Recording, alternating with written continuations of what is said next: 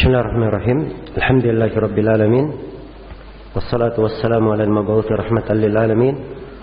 Nabiyina Muhammad wa ala alihi wa sahbihi wa man tabi'ahum bi ihsanin ila yaumiddin. Amma ba'd.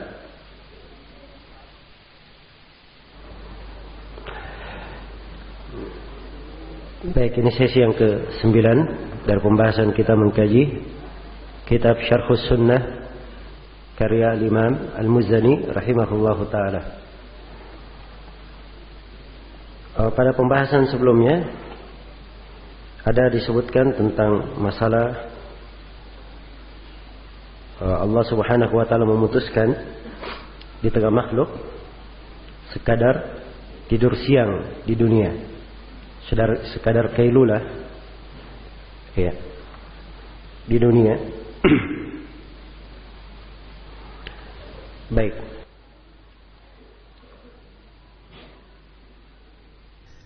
Ada hadis disebutkan di dalam hal ini, di dalam ta'liq, yaitu dari Abu Hurairah dari Rasulullah sallallahu alaihi wasallam, "Yaumul qiyamah kaqadri ma baina adh-dhuhri wal 'ashr."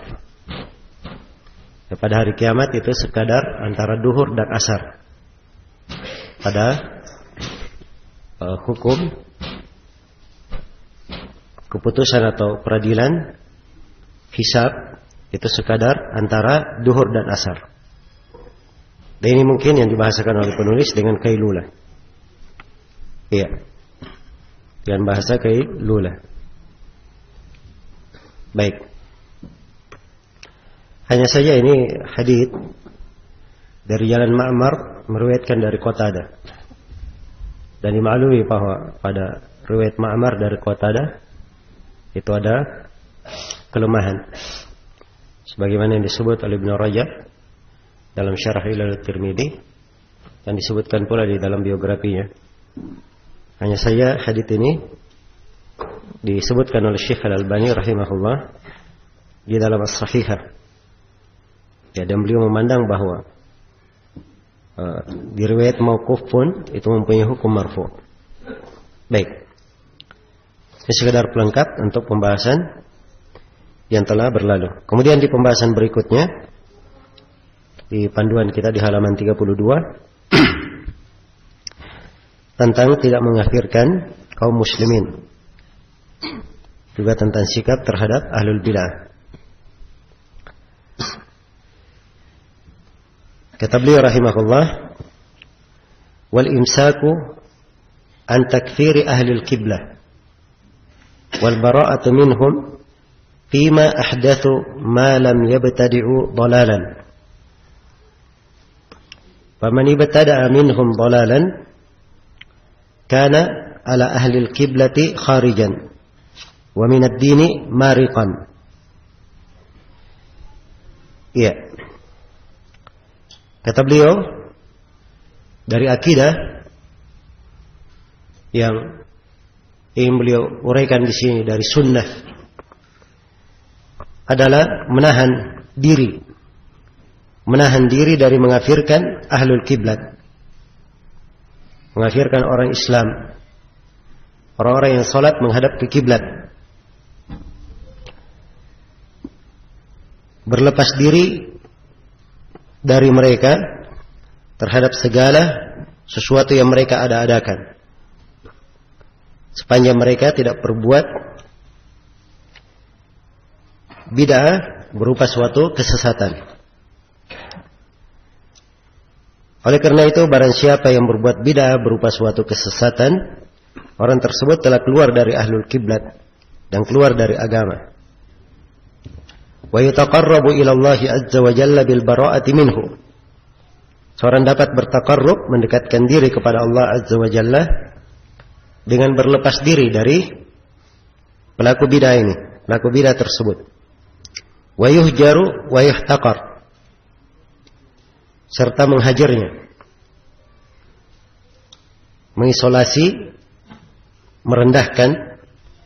Wa tujtanabu guddatuhu, dan menjauhi penyakitnya. Gudda ini sejenis penyakit ya pada unta. Iya. Jadi disebut bid'ah tersebut seperti penyakit yang menular ini, guddah. Ditinggalkan penyakitnya, fahiya a'da min guddatil jarab. Karena bid'ah itu lebih menular daripada penyakit kurap. Iya. Baik, di sini ada 7 pembahasan yang kita garis bawahi dari uraian penulis rahimahullah. Pembahasan yang pertama tentang tidak boleh mengkafirkan ahlul kiblat. Iya. Kalau dia adalah ahlul kiblat, orang yang salat menghadap ke kiblat, maka dia adalah seorang muslim. Iya.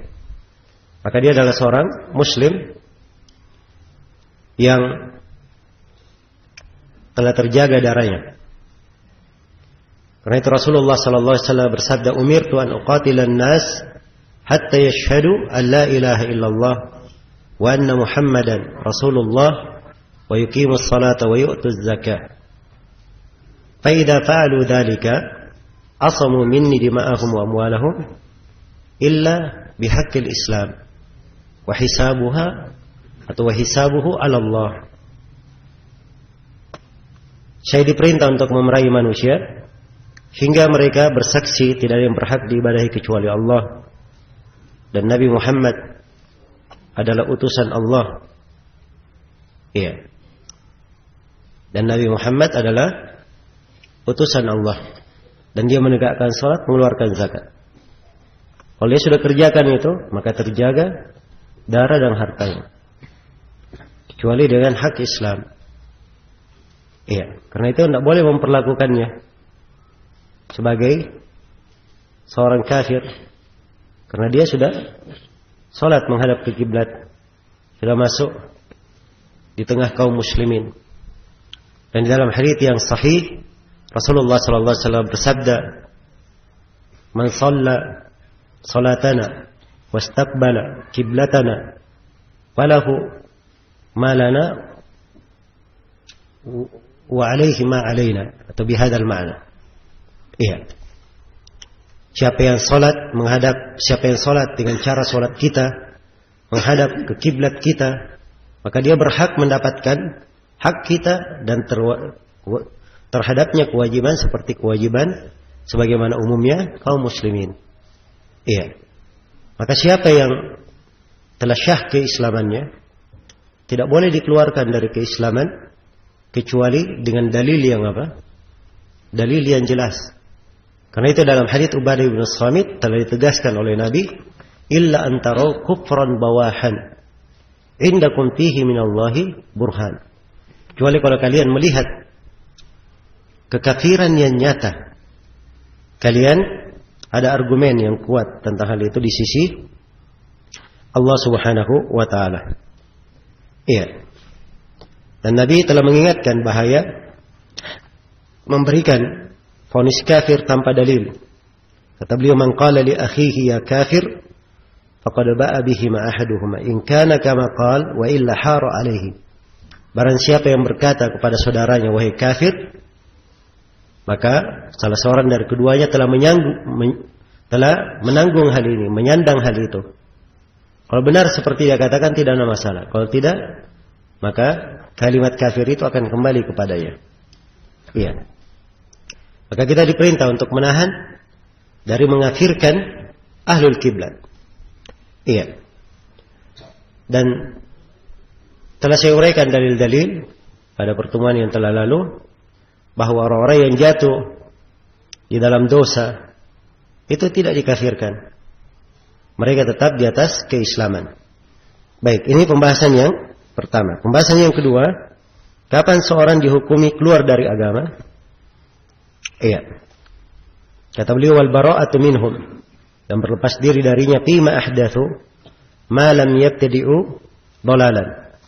Dan berlepas diri dari mereka, yang memang tidak dikafirkan, tetapi berlepas diri dari mereka pada bid'ah-bid'ah yang mereka adakan. Perkara-perkara baru yang mereka adakan. Ya, bid'ah dan muhdatsat itu sama. Karena Nabi bersabda, "Iyyakum wa muhdatsatil umur."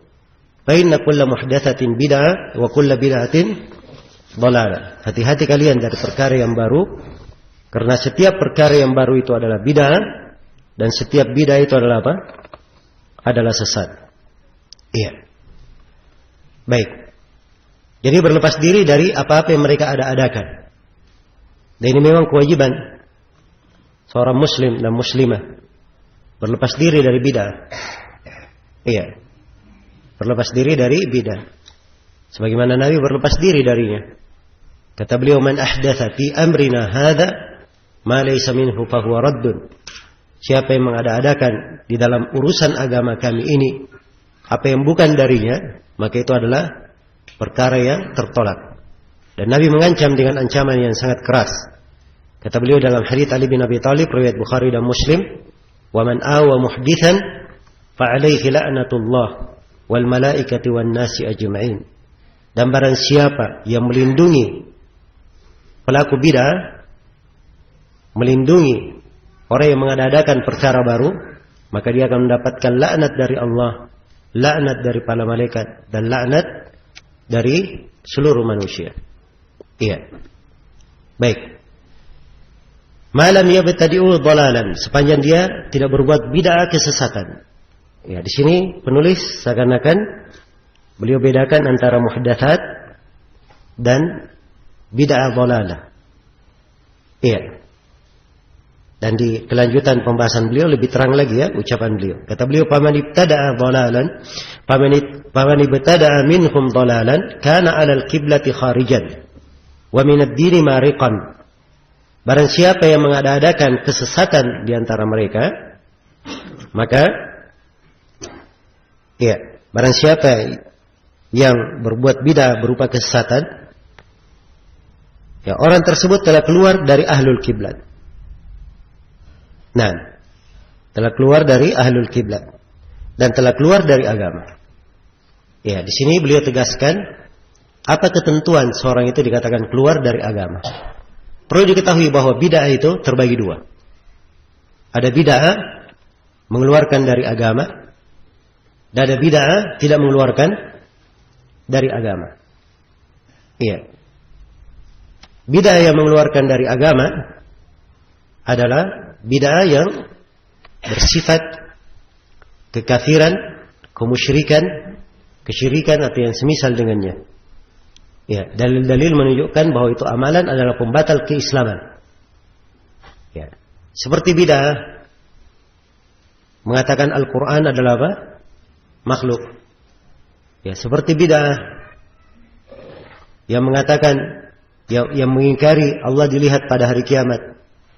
Ini dari bid'ah-bid'ah yang mengeluarkan dari apa? Islam. Seperti bid'ah qadariyah ekstrim yang mengingkari ilmu Allah Subhanahu wa taala. Ya. Bid'ah jenis yang kedua adalah bid'ah yang tidak mengeluarkan dari keislaman. Dia perkara sesat. Ya, hal yang sesat tapi tidak mengeluarkan dari keislaman. Tidak mengeluarkannya dari keislaman. Inilah bid'ah-bid'ah yang tidak sampai ke derajat kekufuran dan kesyirikan. Iya. Baik. Seperti bid'ah-bid'ah di dalam salat, bid'ah-bid'ah dalam ibadah, ya, atau yang semisal dengannya.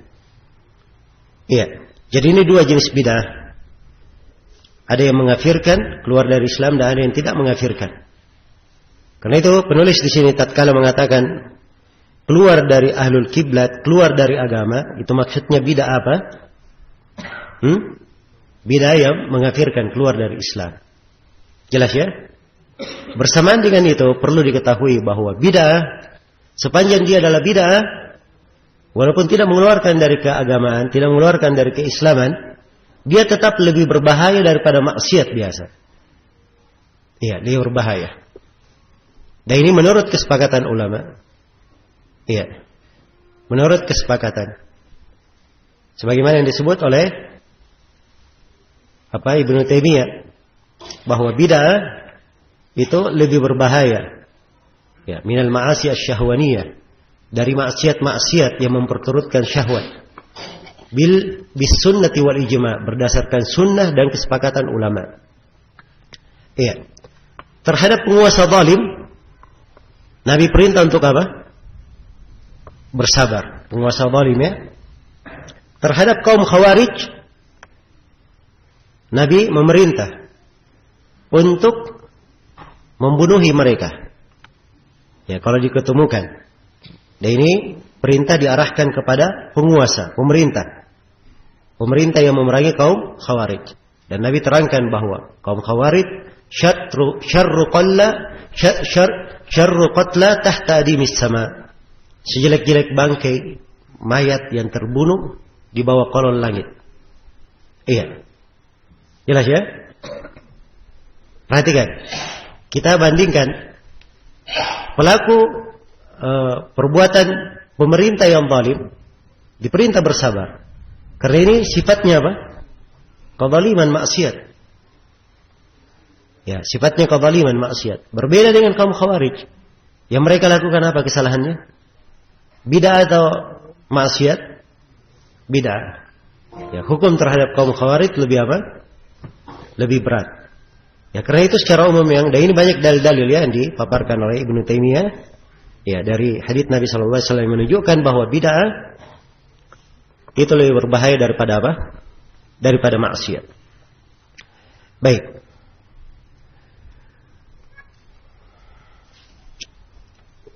Kemudian di sini pembahasan yang ketiga, kewajiban berlepas dari ahlul bid'ah. Iya. Kewajiban berlepas dari ahlul bid'ah. Kata beliau, wa yataqarrabu ila Allah azza wa jalla bil bara'ati minhu. Iya. Dan didekatkan diri kepada Allah dengan berlepas diri dari ahlul bid'ah. Nah, kita ada kewajiban untuk berlepas dari ahlul bid'ah. Iya. Karena memang itu adalah perintah Allah Subhanahu wa ta'ala di dalam Al-Quran dan diterangkan di dalam hadits-hadits Rasulullah sallallahu alaihi wasallam. Iya. Baik. Di antara ayat-ayat yang menjelaskan tentang perintah menjauhi ahlul bid'ah adalah firman Allah Subhanahu wa ta'ala, wa idza ra'aital ladzina yakhuduna fi ayatina fa'rid anhum hatta yakhudu fi haditsin ghairi. Apabila engkau melihat orang-orang yang larut membicarakan ayat-ayat kami, maka berpalinglah kamu darinya sampai mereka berpindah kepada pembicaraan yang lain. Perhatikan ayat ini ya. Kata Ibnu Jarir At-Tabari dalam tafsirnya mengomentari ayat, kata beliau di dalam ayat ini ada dalil yang jelas alan nahyi an mujalasati ahli al-batil min kulli naw'in min al-mubtadi'ati wal fasaqa inda khawdihim fi batilihim. Dalam ayat ini ada dalil yang sangat terang larangan duduk dengan ahlul batil pada segala bentuk kebatilan mereka yang berasal dari kalangan ahlul bid'ah, orang-orang fasik, tatkala mereka larut di dalam kebatilan mereka, dilarang. Jelas ya? Dalil lain, itu ayat tadi surah Al-An'am ayat 68. Dalil lain di surah An-Nisa ayat 140. Wa qad nazzala 'alaikum fil kitabi an idza sami'tum ayatillahi yukfaru biha wa yustahza'u biha fala taq'udu ma'ahum hatta yakhudu fi haditsin ghairi. Ya, innakum idzan mithluhum. Allah telah menurunkan kepada kalian di dalam kitab ketentuan, apabila kalian mendengar ayat-ayat Allah dikufuri atau diolok-olok, jangan kalian duduk bersama mereka sampai mereka berpindah kepada pembicaraan lain. Iya. Jelas ya? Kata Al-Qurtubi komentari ayat ini, apabila telah tetap kewajiban menjauhi pelaku maksiat, maka menjauhi ahlul bid'ah dan pengikut hawa nafsu itu lebih pantas lagi. Ya, lebih didahulukan lagi. Ayat yang ketiga, wala tuti' di surah Al-Kahfi ayat 28. Wala tuti' man aghfalna qalbahu an dzikrina wattaba'a hawa wa kana amruhu furata. Dan jangan kamu taat terhadap orang yang kami lalaikan hatinya dari mengingat kepada kami, serta ia mengikuti hawa nafsunya. Sungguhnya perkaranya itu adalah perkara yang tercerai-berai. Iya. Baik. Jadi ini ayat-ayat terdapat di dalamnya larangan, ya, duduk dengan ahlul bidah, kewajiban untuk berlepas diri dari mereka, ya, dan berlepas diri dari ahlul bidah ini, ya, adalah perkara yang tidak ada silang pendapat di kalangan para ulama, ya, adalah hal yang disepakati oleh para ulama. Baik, dan saya kira kalau kita ingin menguraikan ayat-ayat dan hadits-hadits, ya, di dalam hal ini sangat banyak sekali, ya. Kemudian pembahasan yang keempat, berlepas diri dari ahlul bid'ah adalah hal yang mendekatkan diri kepada Allah. Nah, ini di antara poin pentingnya diingatkan oleh Imam Al-Muzani di sini. Dan ini banyak orang yang kurang memahaminya. Iya.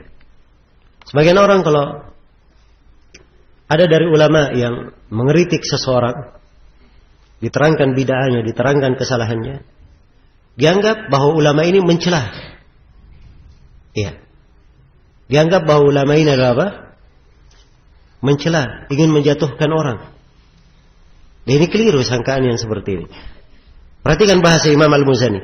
Wa yutaqarrabu ilallahi, dilakukan taqarrub kepada Allah dengan berlepas diri dari ahlul bidah itu. Dianggap taqarrub oleh beliau, qurbah, ibadah kepada Allah Subhanahu wa taala. Iya. Sebab dalam Al-Qur'an perintahnya.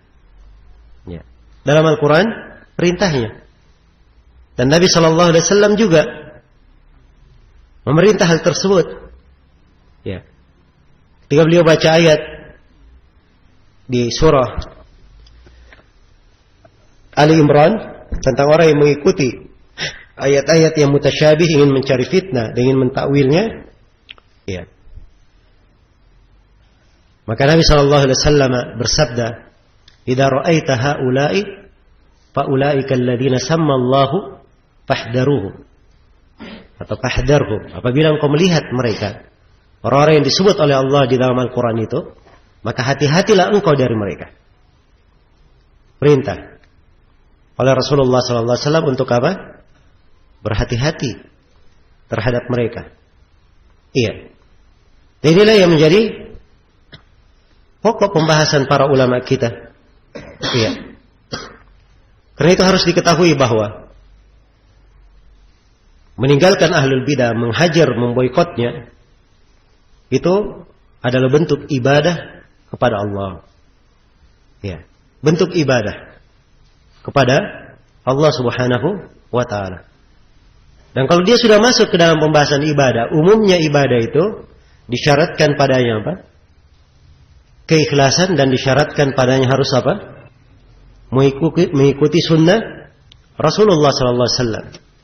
Makanya seorang yang memboikot, menghajar ahlul bidah, itu dia melakukannya karena agama memang, bukan karena masalah pribadi. Ya. Oh, saya nggak suka dengan si fulan. Ya. Jelas ya? Saya tidak suka sama si fulan. Oh, saya tersinggung dengan si fulan. Ya. Kalau begitu saya boikot saja. Ya, ini urusan pribadi namanya. Dan hal yang seperti ini seorang tidak dapat pahala melakukannya, bahkan dapat dosa. Jelas ya? Tapi kalau dia lakukan hal tersebut karena agama, penjagaan terhadap agama, nah ini ibadah kepada Allah Subhanahu wa taala. Jelas ya? Pembelaan terhadap agama Allah Subhanahu wa taala. Iya. Dan ibadah itu harus kalau dia ibadah disyaratkan harus sesuai dengan apa? Tuntunan dan sunnah Rasulullah sallallahu alaihi wasallam. Iya. Jadi harus sesuai dengan sunnah, tuntunan, sesuai dengan petunjuk. Ya. Karena itu diantara kekeliruan, ya, dari sebagian yang sudah mengenal sunnah, Ya, hatinya terbuka alhamdulillah menerima ayat-ayat, hadits-hadits celaan terhadap ahlul bidah, meninggalkan ahlul bidah. Tapi dia sendiri tidak mencocoki sunnah di dalam hal tersebut. Iya, maka ini juga tidak dibenarkan. Sebab ini ibadah. Dan ibadah itu harus sesuai dengan apa? Sunnah Nabi Sallallahu Alaihi Wasallam. Iya. Dan banyak maksud-maksud indah di pensyariatan menghajar ahlul bidah.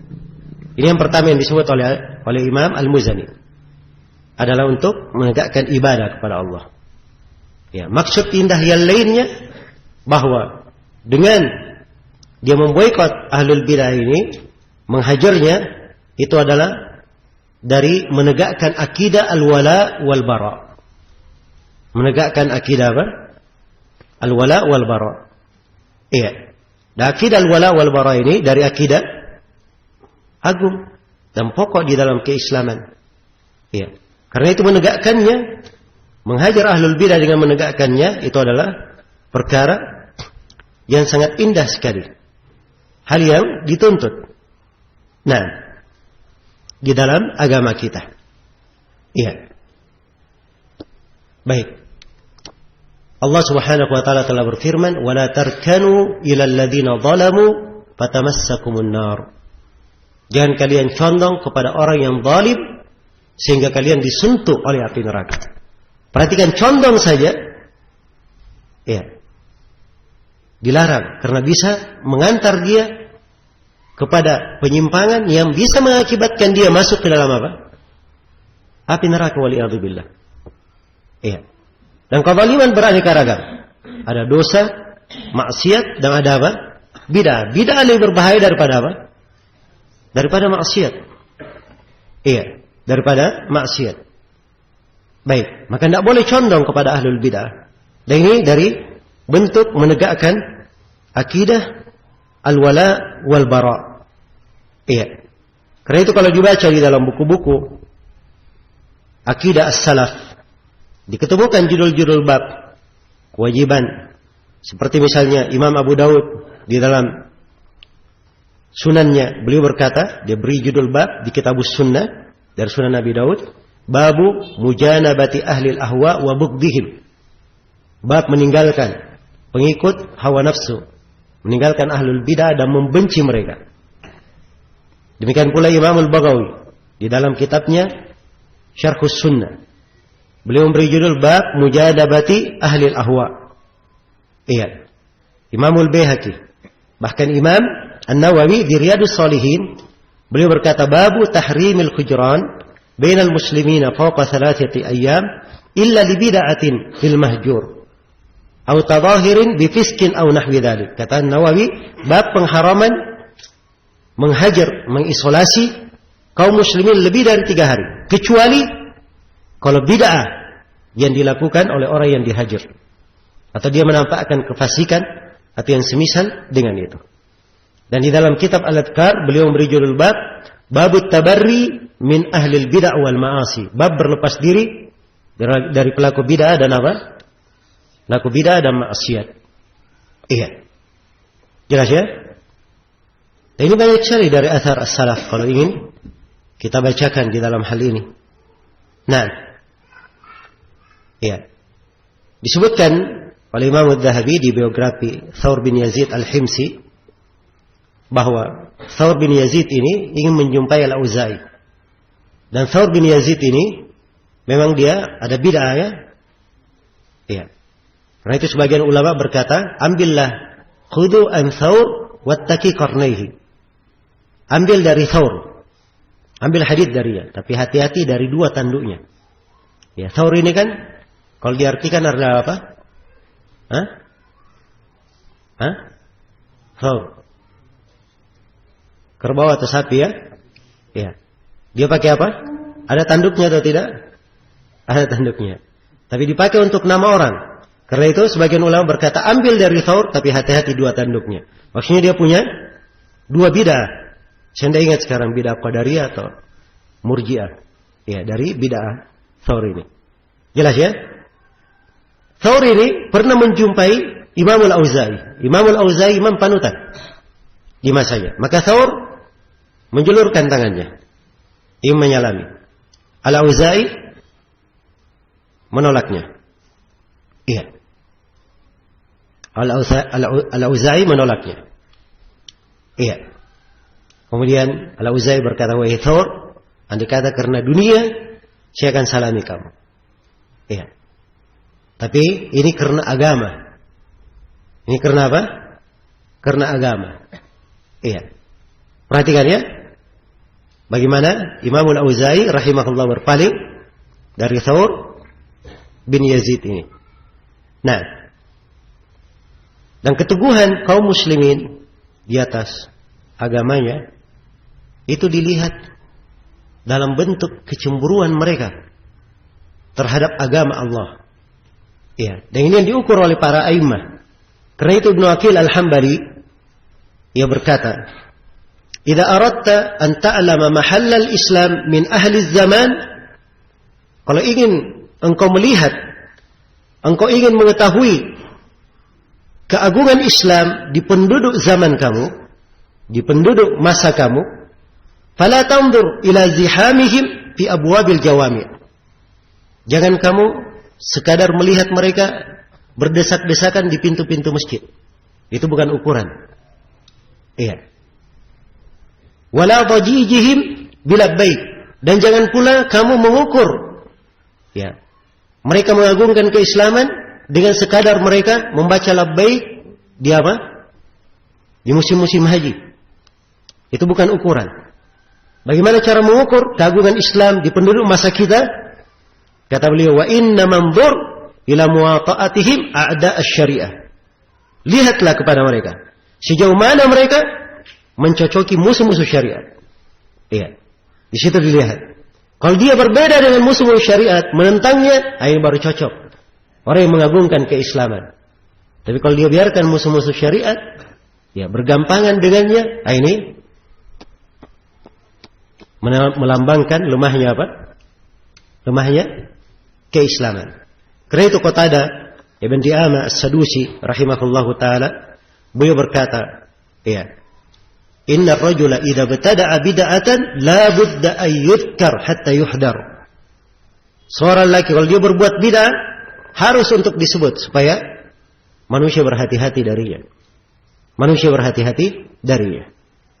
Baik. Kemudian yang ketiga dari maksud menghajar ahlul bid'ah yang keagungan syariat ini adalah menegakkan amar ma'ruf nahi munkar. Iya. Dan ini syariat yang agung ya, amar ma'ruf nahi munkar. Diterangkan di dalam Al-Quran Al-Karim kedudukannya dan keagungannya. Iya. Baik. Kemudian di antara maksud ya dari memboikot ahlul bidah ini adalah untuk membela agama. Karena itu sejumlah ulama berkata, "Adzabbu 'anis sunnati afdalu minal jihad fi sabilillah." Membela sunnah itu lebih afdal daripada apa? Jihad di jalan Allah. Iya. Tapi ini sekali lagi saya ingatkan, di pembahasan dimaklumi. Pembahasan apa? Dimaklumi di kalangan ahli sunnah. Cuman kalau masuk di dalam pembahasan ini orang yang bukan ahlinya, ini akan merusak. Pertama ini semuanya pembahasan kepada orang yang sudah pasti dia ahlul bidah. Sekarang siapa yang bisa menentukan si fulan ahlul bidah, si fulan bukan ahlul bidah? Hah? Ulama yang menentukannya. Kan begitu? Orang yang berilmu. Iya. Karena itu dari hal yang banyak diingatkan. Ini kekeliruan ya banyak terjadi. Sampai Syekhuna Syekh Mukbil rahimahullahu ta'ala. Dan beliau adalah salah seorang ahli hadits terkenal di masa ini. Ya. Termasuk orang-orang yang menyandang bendera jarh wa ta'dil di masa ini. Ya.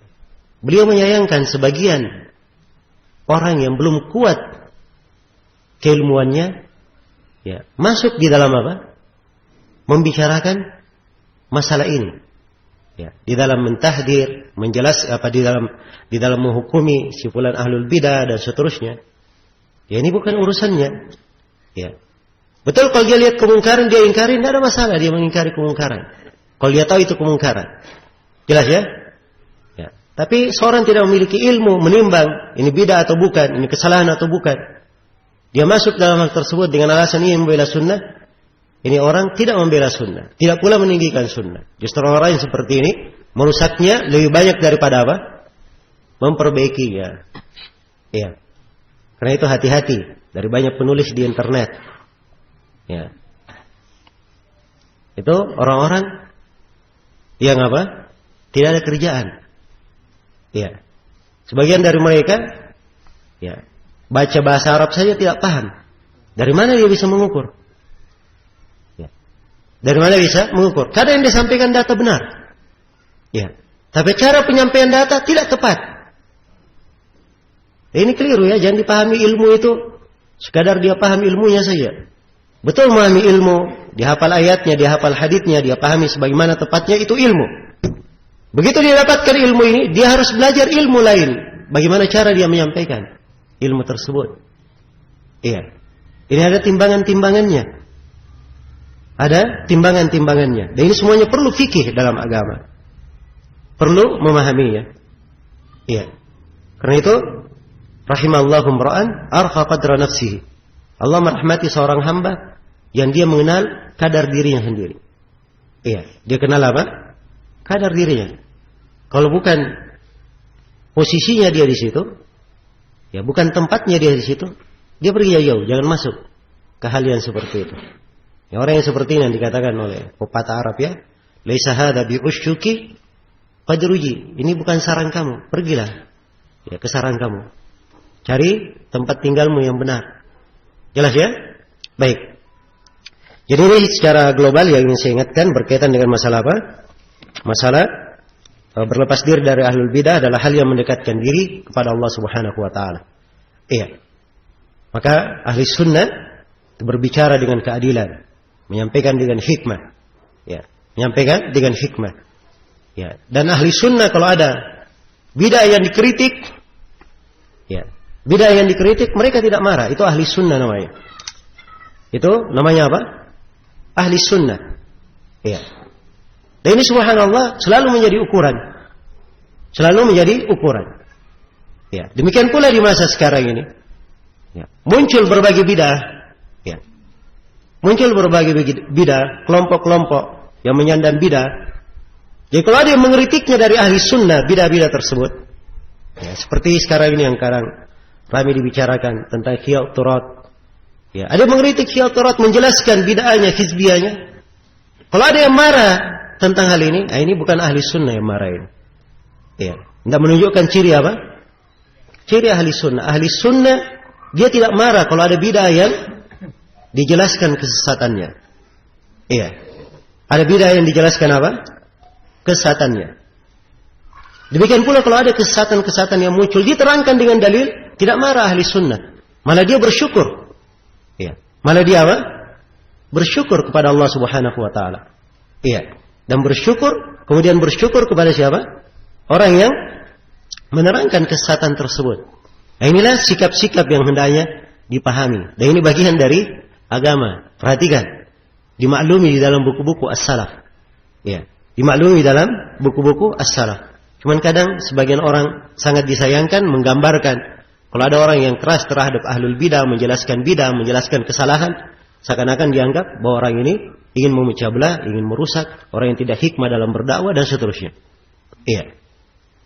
Semuanya ada pembahasannya. Hikmah itu adalah bagian dari agama. Semangat manusia mendapat petunjuk itu bagian dari pokok agama kita. Iya. Berdakwah di jalan Allah itu adalah bagian dari agama. Kemudian mempertimbangkan antara maslahat dan mafsadat itu juga adalah bagian dari apa? Bagian dari agama. Tidak boleh merubah kemungkaran yang akan melahirkan kemungkaran yang lebih besar. Itu juga adalah kaidah di dalam agama. Ya. Meninggalkan ahlul bidah itu kaidah di dalam agama. Ini dasar-dasar pokok dikompromikan, jangan diambil satu, ditinggalkan yang lainnya. Itu keliru namanya. Jelas ya? Keliru. Tapi hendaknya dia kompromikan, dia dudukkan. Ya, sesuai dengan kaidah-kaidah syariat. Didudukkan sesuai dengan apa? Kaidah-kaidah syariat. Dan inilah yang berjalan di tengah ulama kita. Ini yang berjalan di tengah ulama kita. Nah, di masa ini ada tokoh-tokoh yang menjadi panutan. Syekh bin Baz, Syekh Ibnu Utsaimin. Ya. terlihat hikmah beliau, kelembutan beliau mengajak manusia kepada kebaikan. Sampai sebagian orang mengatakan bahwa Syekh bin Baz ini dan Syekh Ibnu Utsaimin bukan dari metodenya membantah orang. Dan ini keliru ya. Betapa banyak Syekh bin Baz menulis membantah orang-orang yang menulis pemikiran-pemikiran menyimpan di koran. Ya, dan itu ada di fatwa-fatwa beliau. Ada di apa? Di fatwa-fatwa beliau. Nah, dan Syekh bin Baz sendiri memuji para ulama yang membantah ahlul bidah. Ya. Karena itu Syekh bin Baz memuji buku-buku Syekh Rabi'. Bahkan Syekh bin Baz sendiri menurut keterangan salah seorang syekh yang hadir di pertemuan, Syekh bin Baz sendiri berkata kepada Syekh Rabi', Syekh Rabi', kalau saya keliru, bantah saya. Kalau saya keliru. Jelas ya? Perhatikan para ulama saling menguatkan, bukan mempertentangkan. Ya, semuanya disyukuri juhud dan upayanya. Sebab orang yang menerangkan bidah ini disyukuri. Dia menerangkannya. Jelas ya? Dia menerangkannya. Dan inilah hikmah di dalam dakwah. Bagaimana seorang itu mendudukkannya. Jangan dipertentangkan antara para ulama. Itu bukan sikap ahli sunnah. Karena pokok dasar ahli sunnah adalah menghormati para ulama. Ya, sebagaimana saya sudah isyaratkan. Ada dua komponen yang penting tentang umat ini. Ulama dan apa? Pemerintah tadi. Jangan dipertentangkan antara para ulama. Sebagian ulama dibenturkan dengan ulama yang lainnya. Iya. Ini adalah hal yang tidak diperbolehkan. Oh, kalau ulama ini dia begini dan begini. Kalau ulama sana begini dan begitu. Itu pemahaman dia saja. Ya. Ulamanya sendiri tidak ada yang seperti itu. Ya. Sampai kasus-kasus yang terakhir antara Syekh Rabi' dan Syekh Abdul Muhsin Al-Abbad misalnya. Ya. Sebagian orang menyangka bahwa Syekh Abdul Muhsin Al-Abbad membantah Syekh Rabi' dan tidak menyetujui cara beliau. Dan belakangan Syekh Abdul Muhsin sendiri ditanya dalam sebuah pertanyaan. Beliau memuji Syekh Rabi'. Beliau adalah seorang yang berilmu. Karya-karya tulisnya sangat bermanfaat ya bagi manusia. Dan saya tidak pernah mencela beliau, tidak pula pernah mentahdir dari beliau. Saya katakan beliau dari ulama. Perhatikan. Walaupun ada sebagian hal yang mungkin beliau tidak baku cocok di dalamnya. Tapi bukan artinya ya ada pertentangan, ada masalah di kalangan ulama kita. Jelas ya? Maka ini harus dipahami. Ya. Kalau seorang bijaksana dalam berdakwah, maka ini harus dijaga. Pengagungan terhadap para ulama itu pokok yang harus ditanamkan di tengah umat. Ditanamkan di tengah umat. Baik. Ini dasar-dasar harus dikompromikan. Ya, harus dikompromikan, disatukan, ditempatkan pada tempatnya. Siapa yang berlebihan di dalamnya, mengambil sebagian, meninggalkan sebagian yang lain, ini akan menimbulkan ketimpangan, bahkan kadang bisa menimbulkan penyimpangan. Ya, nas'alullah al-afiyah. Baik, kemudian pembahasan berikutnya tentang kewajiban mengisolasi ahlul bidah. Kata beliau wa yuhjar, dan ini dihajar. Saya sudah bacakan ya tadi sebagian ayat dan juga ucapan dari para a'immah dalam hal ini. Dan ada buku bagus yang menulis tentang ijma' para ulama untuk menghajar, memboikot, menghajar, mengisolasi pelaku bidah. Ditulis oleh Syekh Khalid Abdul-Fairi, ya, buku yang bagus, diberi pendahuluan oleh beberapa ulama besar di masa ini. Dikumpulkan nas-nas dari Al-Quran dan hadits dan dari uraian para ulama salaf bagaimana mereka menjauhi bidah tersebut. Kemudian kata beliau wa yuhtaqar, dan hendaknya pelaku bidah dihinakan. Ya, dihinakan. Baik. Dan ini dari hukuman terhadap pelaku bidah. Ya, direndahkan pelaku bidah tersebut. Karena mereka orang-orang yang apa? Tidak meninggikan Al-Quran dan As-Sunnah. Ya, Allah Subhanahu wa taala telah merendahkan kedudukan mereka. Karena itu ahlul bidah di masa para a'immah, mereka direndahkan, dihinakan, dan tidak ada apa? Tidak ada harganya di tengah manusia. Kalau diketahui dia berbuat bidah, tapi berbeda di masa sekarang ini. Ya, kadang sebagian dari ahlul bidah, ya masya Allah ya, menjadi ikon-ikon. Ya, kadang sebagiannya seperti selebriti sudah. Ya, tampil di mana-mana, tapi itu tadi ucapannya macam-macam. Bicara malaikat muncul di Suriah lah, ya, masalah pemerintah yang saya singgung tadi, ya, jelas ya. Itu orang yang seperti itu ada lagi bidah-bidah yang lainnya. Nah, dia baca sebuah syair-syair begitu, dia tartil, seperti mentartil Al-Quran. Padahal ini syair-syair. Ya. Isinya lucu-lucu syair-syair itu. Kemudian ditartil seperti membaca surah Al-Quran. Setelah itu dia tutup bahwa ini adalah surah At-Tuffah. Ya. Diberi nama surah apa? Ya, surah apel katanya. Naudzubillah ya. Ya, perhatikan, dokter di bidang akidah lagi. Ya, begini gayanya. Dan ini adalah hal yang membahayakan. Kalau tidak diingatkan kepada umat, bisa masuk di dalam apa namanya? Ya, merusak akidah di tengah umat. Karena itulah ya, ahlul ilm itu kuat dengan keilmuan mereka. Ya, diagungkan oleh Allah Subhanahu wa taala. Beda dengan ahlul bidah. Beda dengan ahlul bidah. Ya, kapan ahlul bidah punya kedudukan, maka pasti dia akan merusak di tengah manusia. Baik, kemudian kata beliau wa tujtanabu guddatuhu, dan dihindari ya penyakitnya. Nah, baca bid'ahnya ya, dihindari penyakitnya. Fahiya a'da min guddatil jarab. Ini tentang menghindarkan diri dari bahaya ahlul bidah. Seorang muslim dan muslimah menjaga keselamatan dirinya. Iya, itu dasar pokok ya, dia jaga apa? Keselamatan dirinya. Jangan ingin jadi pahlawan.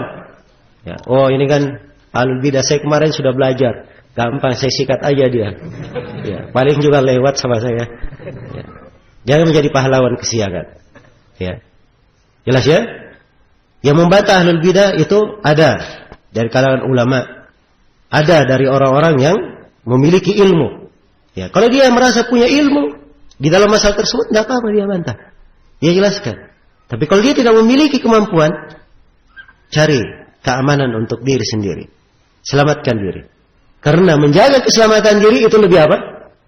Lebih diutamakan. Lebih diutamakan. Maka jangan seorang ya menjatuhkan dirinya ke dalam bahaya. Oh, kawan saya punya pemikiran menyimpang. Oh, ini biarlah saya diskusi-diskusi dengannya. Ya. Diskusi berapa kali diskusi, justru dia yang teler. Ya. Pening. Akhirnya berapa kali ngadir taklim? Oh, saya pening Ustaz. Ya. Ini pengaruh dari apa? Dia masuk ke dalam hal yang merusak dirinya sendiri. Karena itu subhanallah, betul-betul bijaksana apa yang diterangkan di dalam Al-Quran dan hadits Rasulullah tentang wajibnya kita menghindarkan diri dari bid'ah-bid'ah tersebut. Ya, perlu saya ingatkan bahwa bahaya dari bid'ah itu diuraikan oleh para ulama dari puluhan sisi bahayanya. Iya, puluhan sisi bahaya dari bid'ah tersebut. Karena itu hati-hati, ini pembahasan bukan pembahasan yang sepele bagi seorang yang berakidah benar. Perkara bid'ah ini adalah bahaya yang bisa merusak akidah.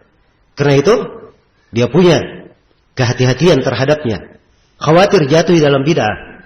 Khawatir jatuh di dalam apa? Jatuh di dalam bid'ah. Baik, selesai pembahasan tentang ahlul bid'ah ini. Masih ada waktu? Jam berapa waktu? Asar. Hah? Ya. 10. Baik, adzan dulu ya. Ya, apa namanya, kita istirahat dulu untuk berwudu, siap-siap untuk salat asar. Baik, insyaallah setelah salat asar langsung kita lanjutkan. Subhanakallahumma wa bihamdik, asyhadu an la ilaha illa anta, astaghfiruka wa atubu ilaik, walhamdulillahirabbil alamin.